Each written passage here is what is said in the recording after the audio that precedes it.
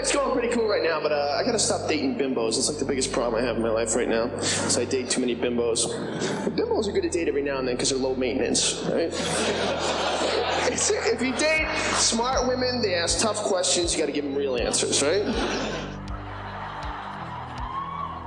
A lot of people don't like reality TV because they say it takes advantage of stupid people.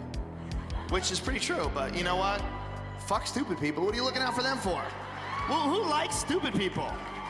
Those people are supposed to get fucked over, all right? They're supposed to. That's what it's all about. You can't let them survive.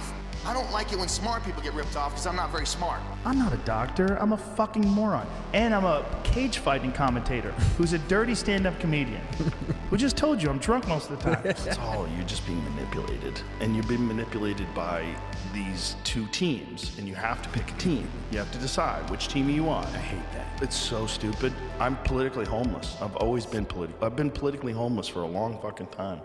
Neither one of them make any sense to me. Do me a favor, do you know Elon Musk? Yes. He endorsed me. By the way, he gave me the nicest endorsement, too. The tough, he said, the country's going to fail. You should do the same thing, Joe, because you cannot be voting for Kamala. Kamala, you're not a Kamala person. I know you. An about-face from Joe Rogan just 3 months ago. One of the world's most popular podcasters thought RFK Jr. was the only option in the 2024 race. But now, on the eve of the election, Rogan formally endorsing Donald Trump. He announced that decision after his interview with billionaire and Trump ally Elon Musk. Rogan wrote in a post on X last night that Musk, quote, makes what I think is the most compelling case for Trump you'll hear, and I will agree with him every step of the way. And for the record, yes, that's an endorsement of Trump. Really respected by everybody, and he's a fantastic person. Joe Rogan, to say a few words, please. Yeah. Well, I want to say that I'm here because of the man to my left. Brian Hubbard and former Texas Governor Rick Perry came on my podcast. They told me how impactful this medicine is. And having that conversation with them, millions of people got a chance to hear their story, hear the stories of all the different people that have had life-changing experiences from it. And I'll tell everybody how this happened. I sent President Trump some information. We have a gigantic opiate problem in this country, obviously. In 2024, more than 80,000 people died of overdoses. I sent him that information. The text message came back, sounds great. Do you want FDA approval? Let's do it. It was literally that quick. There's been an obvious power shift in political influence recently, where people used to get news from guys who just looked like they could be serial killers on 24-hour news shows. They now turn to comedians. Shows like the O'Reilly Factor and the Rush Limbaugh Show, remember that one? Those have been replaced by comedians sitting in a studio talking about things they are in no way qualified to weigh in on. Have you seen the influx of church going that is going on too? Yeah. I know that it's up big time. It's huge. It's up big time. Church President Trump monogamy. loves to take credit for that too. Yeah. Well, he can take some credit for. I think Charlie Kirk gets some credit. We have to give him serious credit for bringing what may very well be an actual real peace to the Middle East. Yeah. I mean, this is so incredible because this dude, and my joke is he brought peace to a region of the world that's been at war since Moses had a parting ways with the Pharaoh. This morning, growing questions following the strike on a girls' elementary school in southern Iran that Iran's Red Crescent says left more than 160 dead, most of them children. Sources now telling ABC that it is possible the U.S. hit the school by mistake. Following the strike, you can see the building covered with painted murals and pictures children had drawn. And Homeboy did this, and you're going to see the money in the Middle East. There's more profit in peace now with Israel. Yep. It's just better for business, bro. The Strait of Hormuz is closed, according to a statement from Iran's Revolutionary Guards today. They vowed a severe response to any ship trying to get through. Well, and at the end of the day, that's all they want. That's it. As soon as someone goes, hey, you know you're going to make more money actually getting along, I'm like, say less. It's been 2 months since Donald Trump took the U.S. into a war of choice with Iran. Gasoline prices are at the highest level in 4 years. The average of $4.43 per gallon is up nearly $1.50 since the war began. Brent crude, which is the international standard, reached a high of $126.41 a barrel on Thursday. These are prices that haven't been seen before. You don't have to kill people for profit. Right. Like, really? Yeah. No, really? And then if you guys actually work together, you make more money. Right. Don't get me wrong, I don't think there's an inherent problem with comedians talking about social issues. I just don't know if the world needs their opinions on the complex geopolitical impact of the goings-on in the Middle East. People whose worldview has been developed by listening to their favorite comedian/podcaster vomit out unfiltered thoughts on whatever the most recent hot-button issue is, they've developed these weird parasocial relationships that have allowed comedians to become so influential they're now impacting law. What I'm trying to say is maybe it's time to take comedians seriously. And it just came over the wires that Joe Rogan just endorsed me. Is that correct? Thank you, Joe. I feel like I need to clarify that statement. Years ago, I watched a video where a guy explained in the most pretentious way possible that comedians are the most important artists of our time. Thank you to the comedians who got us through this very difficult year. Thank you for preserving the feeling of laughter you once felt, filtering it through your artistic discipline, and conveying it to us. Thank you, Joe Rogan, Dave Chappelle, Theo Von, Tim Dillon, Bert Kreischer. I don't mean take them seriously like that. I mean it in more of a warning from a doctor that your cholesterol is so high you're on the verge of a major cardiac event. You don't have to be shy. I'm a doctor. If you're not aware, Joe Rogan was recently at the White House standing behind the president, definitely on his tiptoes and still barely peeking over the back of his chair, while Trump signed an executive order to push the research of psychedelic drugs for the purpose of therapeutic treatment. While that alone may not be an issue, I just think it's preferable that more than a personal text message from Joe Rogan is required for FDA approval. I want to tell everybody how this happened. I sent President Trump some information. The text message came back, sounds great. Do you want FDA approval? Let's do it. It was literally that quick.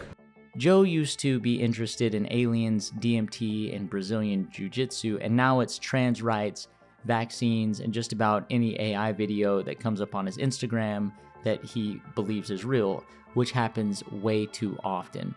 You know what's really fun? Yeah. When someone is in that whole race and running for president or vice president, and then the race is over and they realize that person was a liability, so they cut them off. And you never hear then that from person them. goes wacky, like Tim Walz. That's right. Did you see where he had a fuck Trump shirt on? Yeah. And he's dancing and going down an elevator? Have you seen this video? I haven't seen. Please play it. You go full screen on Is that this. really this Yes. him? It's real. Yes, it is. No, it's real. I would love it. It's real. It's got to be real. It has to be real. It has to be real. Jamie, come on, man. Jamie's compromised. Look at him dancing. That is so real, Jamie. By the way, if this was real, he might have won. It's probably a real person. It might not be Tim Walz. The fuck Trump is AI generated. No, on he a white slaps shirt. his ass. I mean, that is hilarious. Oh, it's definitely him. Rep Riley so Moore what? fell for an AI-generated video of Minnesota. I fell for it too. And you know why I fell for it? Yeah. Because I believe that he's capable of doing something But that's that his dumb. essence. Beyond MMA, Joe isn't really an expert on anything in particular, no matter how much he thinks he is. If you're not aware, he once argued with a legitimate primatologist. Primatologist. A fucking monkey expert on whether a certain type of monster man-eating chimpanzee exists. I think it was a Bondo ape or something like that. There's some crazy shit that they haven't even discovered yet. You know, just recently they found a new species of chimpanzee in the Congo. A gigantic chimpanzee that's over 6 feet tall. They kill lions. Like the locals that live in the Congo say these things kill fucking lions. Could you imagine a chimp that's not 4 feet tall, but the chimp that's 6 foot tall, 400 pounds, just a giant, and they walk upright. That's the crazy thing. If you look it online, look up giant mystery ape. It's called the Bondo ape. It's in a part of the Congo called Belia. All right, hold no on. different than any other animal. Allison from Florida is going to challenge you. Allison, go ahead.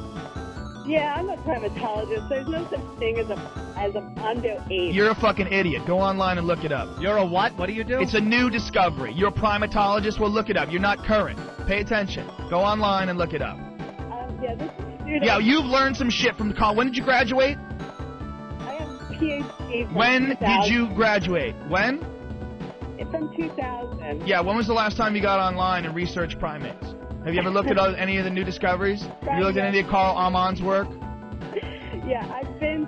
What are you laughing at? Why are you laughing? This was in 2005, and Joe Rogan literally does the I've done my own research thing.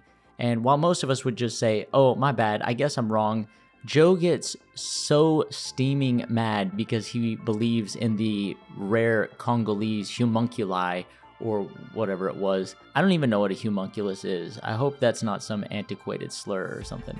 Homunculus. I think we're good. Anyway, the point is, it's okay if Joe wants to be an expert in rare, obscure monkeys or whatever. I just don't want the FDA taking his advice on pharmacology. Sure, Joe, alpha brain is an effective way to treat dementia. Oh, what was that, Trill Mar? And now it has memberships available for only $5. Yeah, that's right, RFK Jr. We've got memberships available, and for only $5, you can hop in to a live stream twice a month where we're going to talk about whatever we want, completely uncensored. Not completely uncensored, almost completely uncensored. And then, we're probably going to do some giveaways of some sort. Anyway, $5. Back to the video. You could argue that he's an expert on comedy, but I would even push back on that. Sure, he has insight on comedy and he's passionate about it, but when you hear him talking about it, it's different than when you hear, good comedians talk about the, quote, craft of comedy. Oh my God, come in my face, I love that. He also co-signed Brendan Schaub as a comedian, and we all know how that turned out. If I was going to teach a class on creating stand-up, I would say there's nothing that keeps you from writing. Like, why don't you write? And if you like to think about things and talk about things, but what about sitting and talking to yourself? And now Joe has become some influential political thought leader, but obviously knows nothing about politics. A couple of little highlights. He will go on about how China is bad, yet took millions of dollars from China. He says Palantir is good, but when pressed on it by Theo fucking Vaughn of all people, he just doesn't believe the source. I think, to me it's just scary that the company that was allegedly doing that there is the company that we hired to, I believe, create a database and have some of the same opportunities here. This is from Palestine-studies.org. So who knows also how? Yeah, it's obviously going to be favored towards them. Yeah. So here's the other thing. Obviously, horrible things have happened there, right? But if you're getting your information from the people where the horrible things are happening, it's hard to know if they're being accurate. And of course, there's all the health advice, and if he's ever wrong or even found out to be wrong later, he's got a special card he plays. And this is obviously, I'm not a doctor. It says ivermectin was found to be a blocker of viral replicase. Obviously, I'm not a doctor. I don't I'm smoke not a in my doctor. caps or anything. I just want to say I'm not a doctor. I mean, I'm not a doctor. Obviously, I'm not a doctor. And if you are a doctor, stop yelling. I'm not a doctor, but if I was, I would prescribe to you some ridiculous, rigorous exercise. It was clearly a lab leak. Yeah. It's clearly. Obviously, I'm not a doctor. Again, I'm not a doctor. I'm a fucking moron. And I'm a cage fighting commentator who's a dirty stand-up comedian who just told you I'm drunk most of the time. And I do testosterone and I smoke a lot of weed. I'm going to pretend to be a doctor. What? Who says I'm not a doctor? Yeah, I'm going to talk like a doctor. I'm going to listen to doctors on YouTube and the way they describe certain procedures. I think I can do those procedures. And this isn't even all the times Joe has made the I'm no doctor disclaimer. It's basically like the I'm just a dumb redneck excuse that Jelly Roll did a while back to avoid talking about ICE at the Grammys. I don't really, so this is the truth, and I'm glad somebody asked, because I love talking about this stuff when people care to hear my opinion, but people shouldn't care to hear my opinion, man. I'm a dumb redneck. I haven't watched enough. I didn't have a phone for 18 months. I've had one for 4 months, but I've become so disconnected from what's happening. And I grew up in a house of insane pandemonium, and I didn't even know politics were fucking real until I was in my mid-20s in jail. I have a lot to say about it, and I'm going to in the next week, and everybody's going to hear exactly what I have to say about it in the most loud and clear way I've ever spoken in my life. So I look forward to it. Thank you for bringing it up. Yeah, he never said anything about it. The I'm just a dumb redneck strat is just implied all the time by Theo Vaughn, who, to his credit, does speak up about some issues that a lot of comedians tend to avoid. Oh, imagine some kid over there in Gaza looking up and there's a bomb, and they think, man, I'm so horrible, I deserve to be bombed. Well, you know what? There was a study done of Gazan children. Man, that's crazy. I hadn't thought about that. Like, really imagine that, though. When you put it in that sense, that imagine a kid like, yeah, because what are they going to think? They don't know. They just think, man, something's so wrong with me, I deserve to be killed. I wonder at which point during his dinner with Jared Kushner did Theo Von have this realization about the children in Gaza. But also there are real fears on the part of Arabs, and I'm sure you talk to a lot of them, who think once Gazans leave Gaza, Netanyahu's never going to let them back in. Maybe, but I'm not sure there's much left of Gaza at this point. I mean, Gaza's waterfront property. It could be very valuable. And comedians have always weighed in on politics. The historical context of stand-up comedy goes all the way back to the antebellum South, but that's a topic for a whole other video. But Bill Hicks and George Carlin weren't exactly influencing elections, let alone policy. Nobody saw Bill Hicks talking about smoking and said, you know what? I think this year I'm gonna vote for Ross Perot. Vote your conscience. Ross Perot for president. And every comedian, no matter how fucking stupid and clueless they are, is now talking about politics. I saw a post on Twitter where Brendan Schaub was talking about the UFC event at the White House. Just the comments, he was just getting dragged.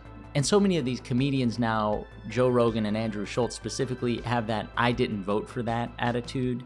Yeah, but you don't want militarized people in the streets just roaming around, snatching people up, many of which turn out to actually be U.S. citizens that just don't have their papers on them. Are we really going to be the Gestapo? Where's your papers? Is that what we've come to? Everything he campaigned on, I believe he wanted to do. And now he's doing the exact opposite thing of every single fucking thing. know what he's done. There'll be people that they'll DM me and be like, you see what your boy's doing? You voted for this. I'm like, I voted for none of this. He's doing the exact opposite of everything I voted for. Yeah. I want him to stop the wars. He's funding them. I want him to shrink spending, reduce the budget. He's increasing it. It's like everything that he said he's going to do, except sending immigrants back. And now he's even flip-flopped on that, which I kind of like. Well, he said to us, which was important, and I thought it was good, you pressed him on it, well, you got to start with the criminals in terms of deporting. I'm basically a truthful person. But and frankly, At the end of the day, Rogan, Theo, Schultz, and any others I'm not including here are all operating inside an attention economy where political identity and outrage and controversy is just some of the most monetizable content. And then when it suits them, they'll turn around and try to be very centrist, or even that they're politically homeless.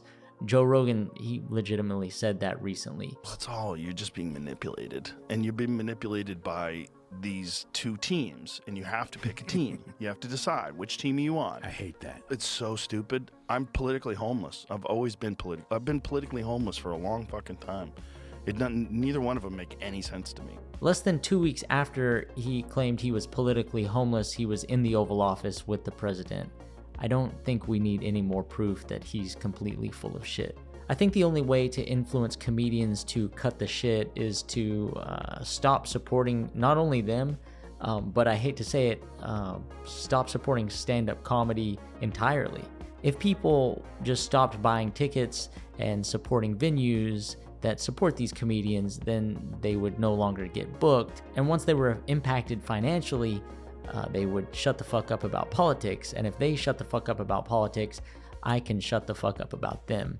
I'm not actively calling for a boycott of comedy venues. I don't have that kind of juice, but I legitimately think it's the only way to get these comedians to kind of course correct on things. Or maybe I'm wrong and I'm completely missing the mark. If I am, don't take me seriously. I'm just a YouTube commentator. This video is a bit different from my other stuff.